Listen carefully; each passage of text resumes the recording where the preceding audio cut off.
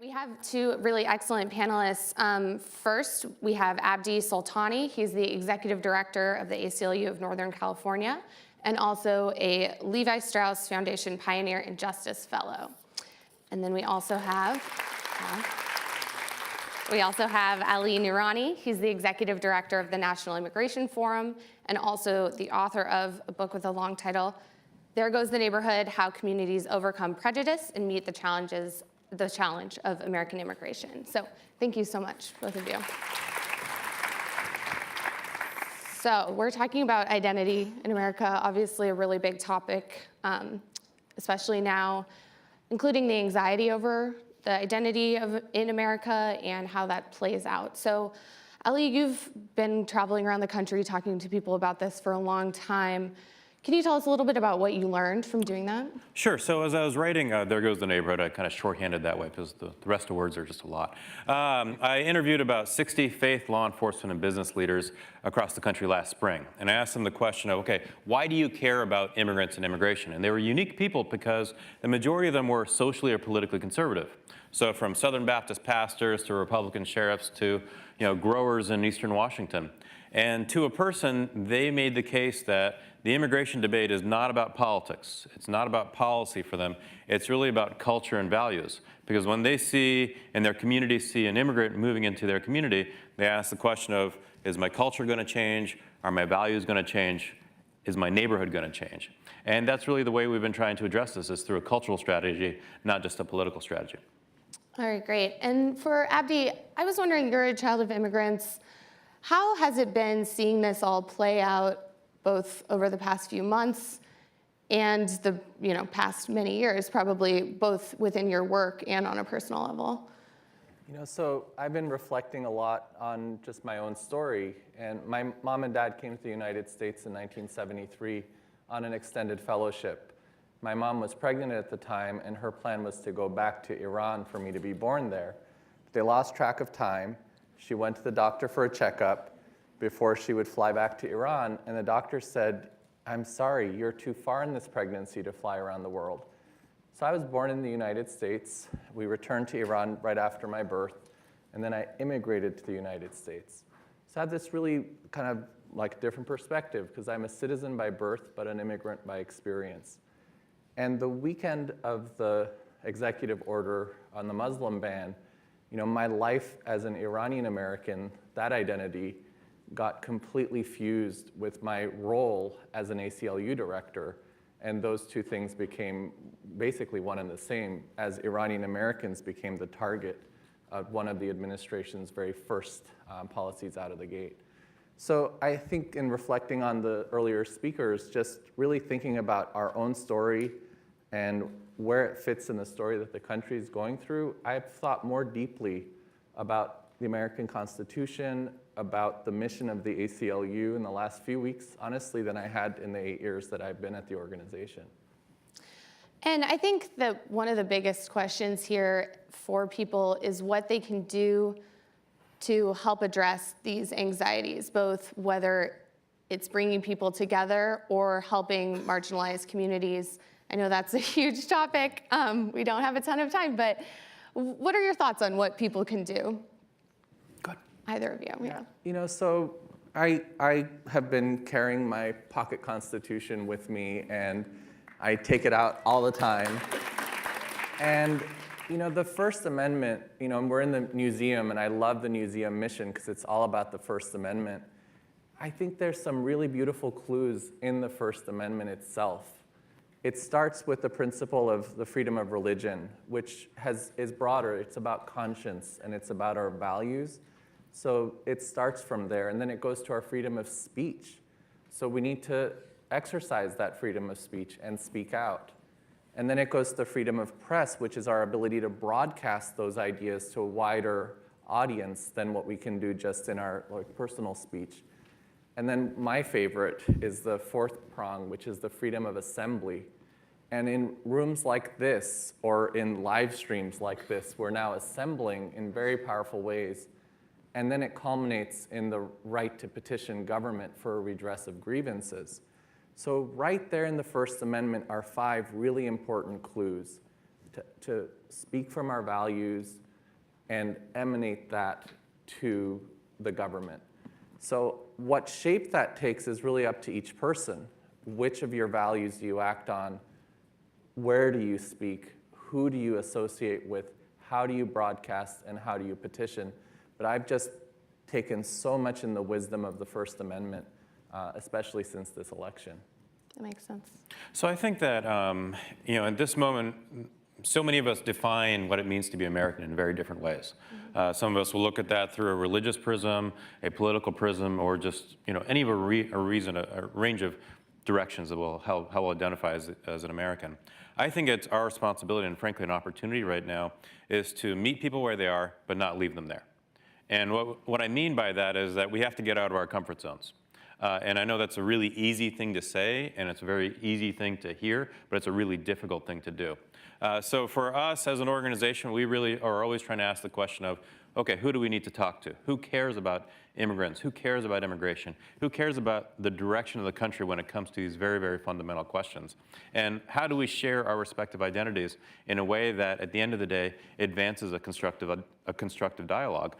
Because right now the bar is set at we need to be nice to each other. And if we can at least do that, I think we're going to make a big difference. So there's lots of actually very interesting questions. Thank you all for submitting. One of them is, how do those of us that are often the targets of hate respond in a productive and also not also hateful way? Tough question. So a lot of the work that I do at the forum and we do as an organization is we sit down with folks who are, again, politically in a very different space. So I've been a part of a number of very awkward conversations where people say, well, we should only be letting in Christians into the US. And I'm like, hello? Hello? And I think what we have to do is hear what people are afraid of, hear their anxieties, and then just work over time to to allay those anxieties. I think right now it's very easy to be angry and emotional when we're confronted with anger and emotion, and it takes an incredible amount of courage for people to sit back and say, okay, where are you coming from? And I'm not saying that's easy, and I think organizations like the ACLU, churches, other community groups are incredibly important institutions through which we can have those conversations. Mm-hmm.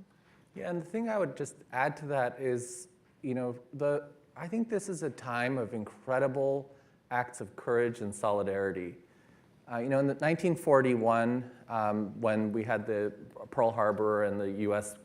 getting pulled into World War II, there was the executive order of Japanese American internment. Mm-hmm. And my predecessor at the ACLU of Northern California at the time heard of a young man named Fred Korematsu who defied that executive order of Japanese American internment. And Fred was one of very few people who defied the order, and there were very few people willing to speak out on behalf of Japanese Americans at the time. That case went to the United States Supreme Court, and we lost. And there were not marches and rallies like we had at the airports. So I take this as a time for us to really build strong bonds across communities and to not have any of us isolated, tackling our fights alone. And I'm speaking a lot right now to the Iranian American community that really has woken up since this election. And part of my message to my own community is that this is not a time for us to just rally against the Muslim ban. We also have to act in solidarity with other communities based on the policies that are targeting them. So this question, I think, is sort of related.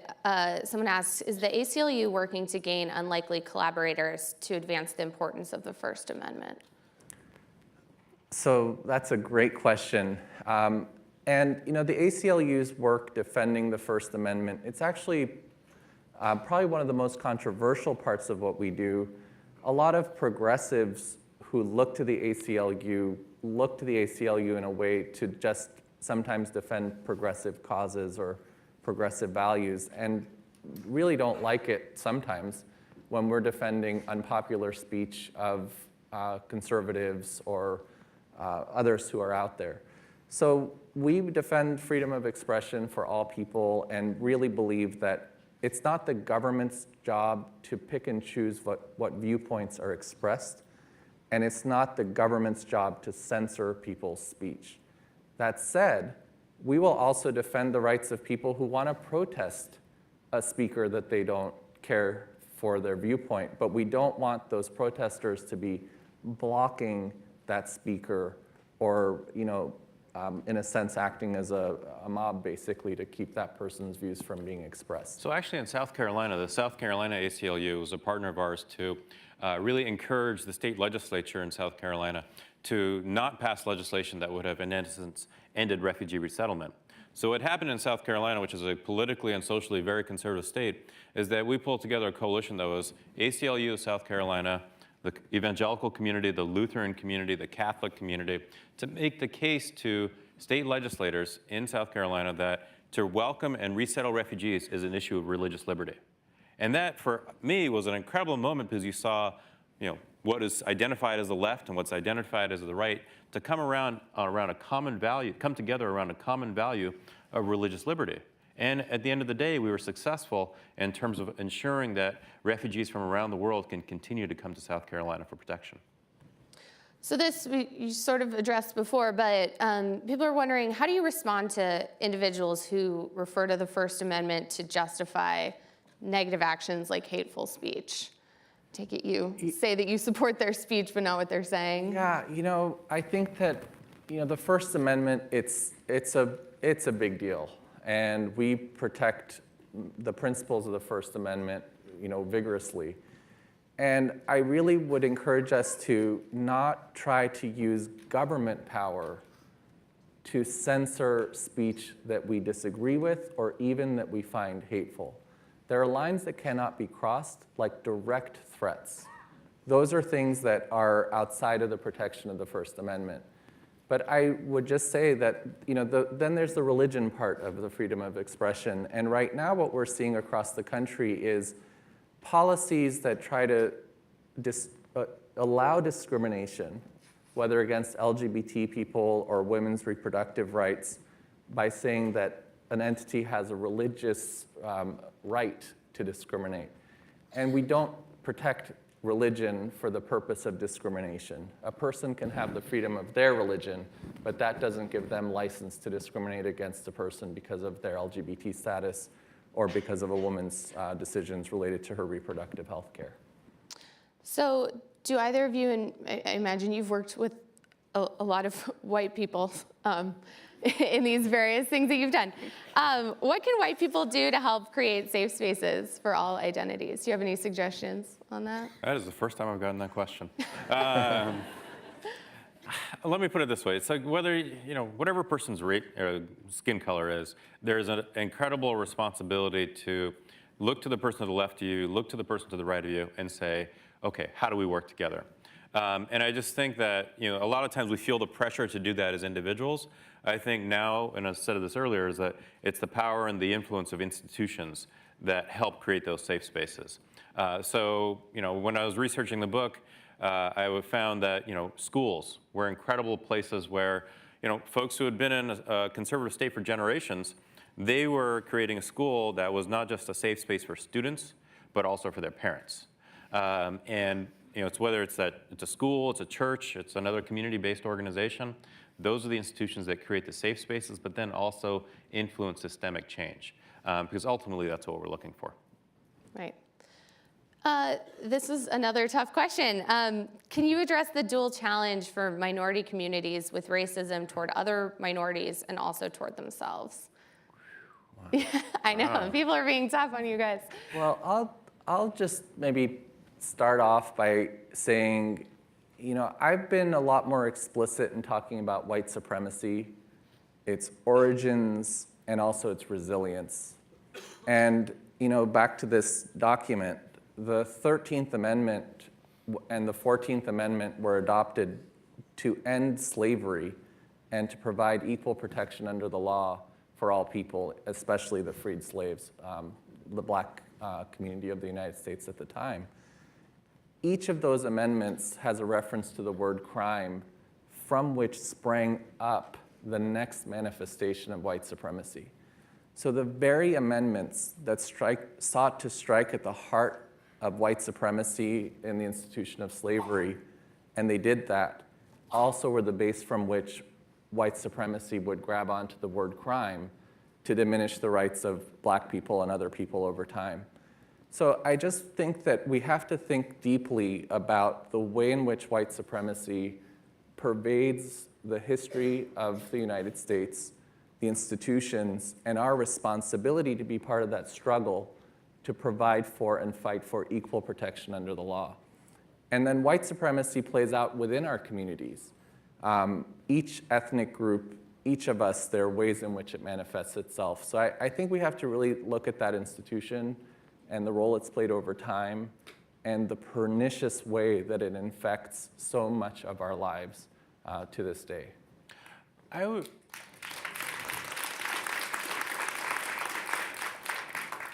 I kind of look at the American public in three different segments. There's 20% of us who are, kind of welcoming of everybody, and it's kind of a no-brainer.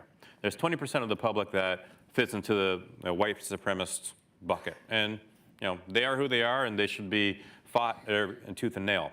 But I think there's 60% of the American public that is really grappling with these questions in a really honest way.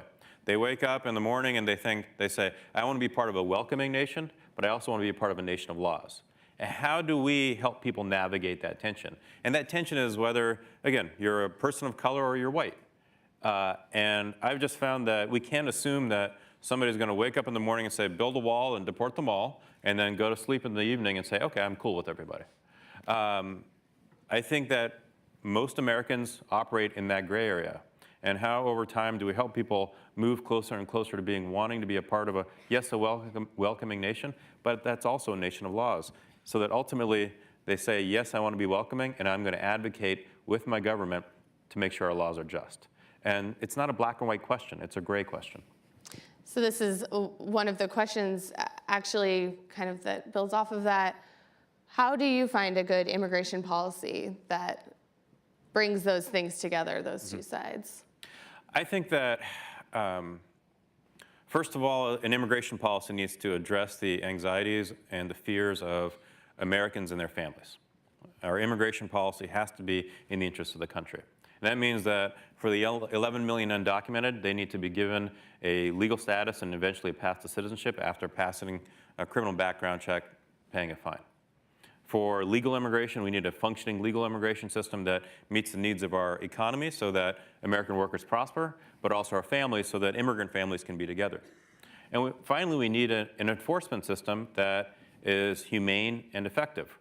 Right now, it's very easy, I could make the case, and I'm sure you could, that our immigration enforcement system is ineffective and inhumane. So at the end of the day, I think if we have those three planks, we can get to a solution that, again, is welcoming and a nation of laws. And then I think this will be our final question. We'll keep it short, if possible. But how have the recent terrorist attacks, especially overseas, affected your work? I always just go right back to a core principle that the United States Constitution applies to all people, citizen and non-citizen alike. And it's taken a lot of work to expand that inclusion to be for all people. And that's what we always fall back to. The fundamental rights of the Constitution are there for all people, and most especially in times of national crisis or when we are under attack, as we were during Pearl Harbor or as we may be in the future in a future attack on the United States. I think it's certainly made it more difficult. One of the people I interviewed was Greg Zeller, who's a Republican Attorney General of Indiana.